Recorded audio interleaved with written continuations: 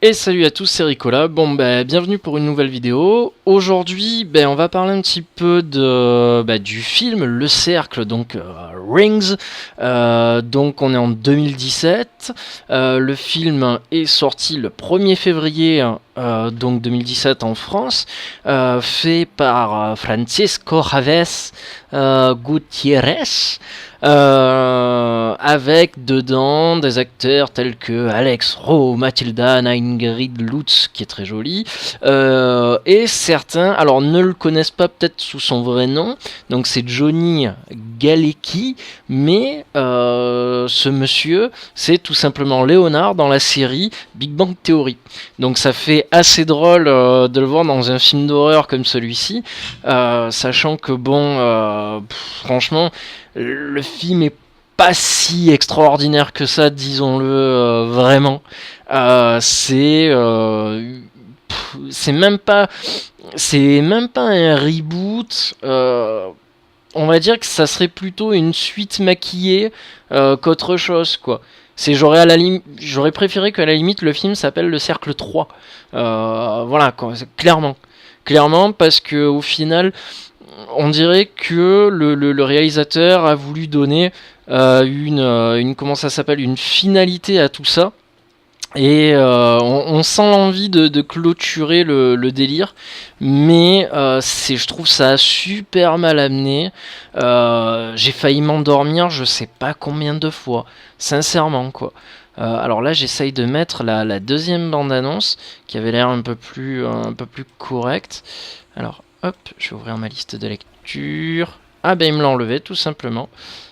Alors, voilà, on va mettre celle-là, c'est celle-là à la base.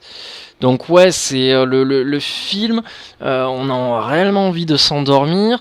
On traite toujours de la même petite fille, de la même cassette, quelques exceptions près, que la cassette change sur certains plans.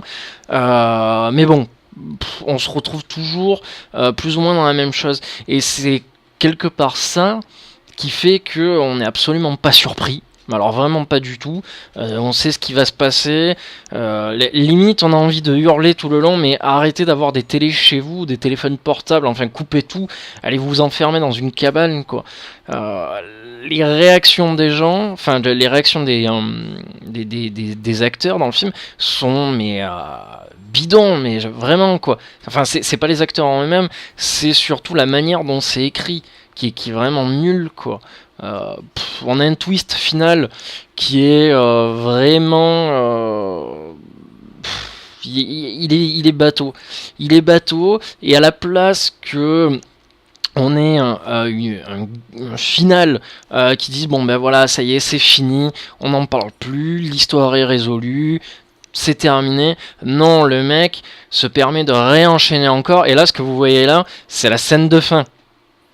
Voilà, quoi, c'est ça, il faut vous le dire, ok, c'est un spoil, pardon, mais là ce que vous avez vu c'était la scène de fin. Donc tout le film est dans cette bande-annonce, clairement, quoi. Il y a rien de plus.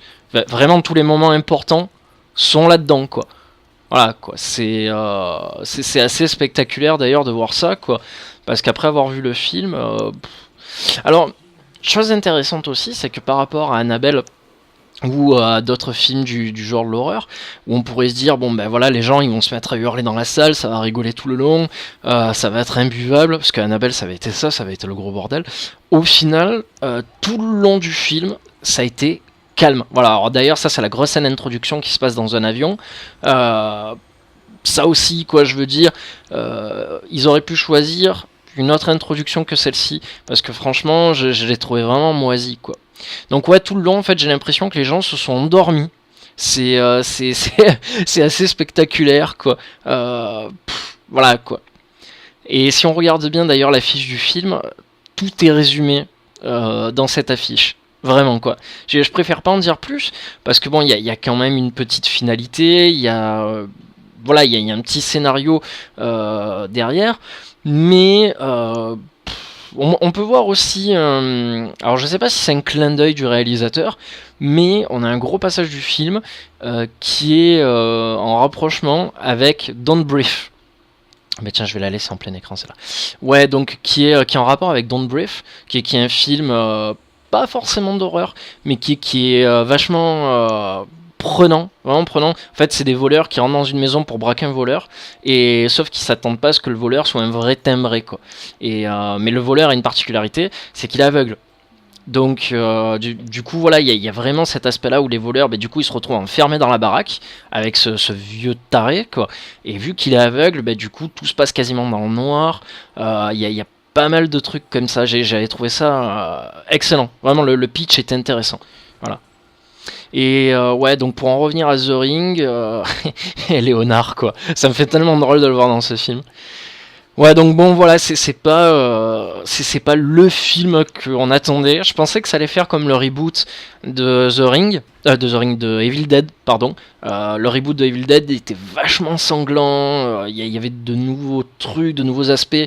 Il y avait une violence vraiment mieux amenée. Là, c'est vrai que franchement, voilà, j'ai pas été hypé par la bande annonce. J'ai dit bon, mais je vais aller le voir. Je peux peut-être me tromper, et puis au final, voilà, j'ai été déçu encore une fois de plus. J'ai vraiment failli m'endormir plusieurs fois. Ça fait longtemps que j'avais pas vu un aussi mauvais film. Sincèrement, hein, le film m'a déçu. Vraiment, quoi. Même en termes d'horreur, je veux dire, je m'attendais à des trucs peut-être un peu plus costauds ou quoi. Et voilà, les seuls trucs peut-être qui m'ont fait alors flipper, c'est à prendre avec vraiment des guillemets, mais ça reste encore et ça restera toujours, je pense, le visionnage de la vidéo, quoi. Ça, c'est indémodable. C'est que ça soit dans le 1, le 2, le 3, c'est enfin du moins dans celui-là, ça reste indémodable. Voilà. À la limite, voilà, ça c'est la scène excellente où on voit son cul à elle, mais sinon tout le reste, c'est imbuvable, quoi. C'est lent, c'est mou. Voilà, je pourrais dire ça pendant des heures. C'est nul, c'est nul, c'est nul, c'est nul. Voilà quoi. Donc sur ce, si vous décidez d'aller le voir, sachez que vous allez passer un moment pas forcément agréable. Qu'il y a... Alors combien de temps le film dure 1h57. Je pense qu'il y a mieux à voir. Il y a mieux à voir en termes d'horreur, en termes de film peut-être un petit peu plus psychologique aussi. Voilà, même au niveau des décors, je suis en train de regarder, on aurait pu peut-être voir autre chose. Voir des trucs peut-être un peu plus sombres, un peu plus lugubres. Et puis bon, au final, voilà quoi. On a l'impression qu'en fait, tout le long du film, si on a pris des environnements du 1, du 2, on a repris beaucoup des éléments de la première cassette et on t'a tout pris, on t'a tout recraché ça dans ce film là et voilà quoi, c'est un film pour faire parler la licence et histoire de dire bon ben voilà, le Ring ça existe toujours. Et puis bon, voilà. Après, c'est toujours pareil, il y a deux écoles. Il y a ceux qui préfèrent l'école de The Ring qui est sorti, donc je lis en 1998, donc qui était japonais. Là, c'était autre chose. Alors, c'était beaucoup plus psychologique et moins sporté sur l'horreur, les jumpscares, les trucs comme ça. Voilà, donc il y a ceux qui préfèrent les versions japonaises, ceux qui préfèrent les versions américaines. Moi, j'aimais beaucoup la première version américaine. Pour la cassette, la cassette m'avait rendu fou quoi. Ces échelles qui tombent, la chaise qui vole d'un coup, puis la scène d'après elle bouge plus, avec un son, mais enfin absolument pas de son dans le cinéma quoi. C'était juste la cassette qui défilait quoi. Donc sur grand écran ça faisait impression, mais là c'est vrai que bon c'est pas terrible. C'est vraiment pas terrible. Bon voilà, en tout cas on se quitte, c'était une petite critique de The Ring, donc sorti 1er février en 2017. On se retrouve bientôt pour parler de notre film. C'est un après-séance, c'est ce que je viens de faire. Alors là c'est drôle parce qu'il y a marqué au cinéma le 9 novembre, mais c'est pas du tout le cas. Donc voilà. Allez sur ce, salut à tous, ciao ciao à la prochaine.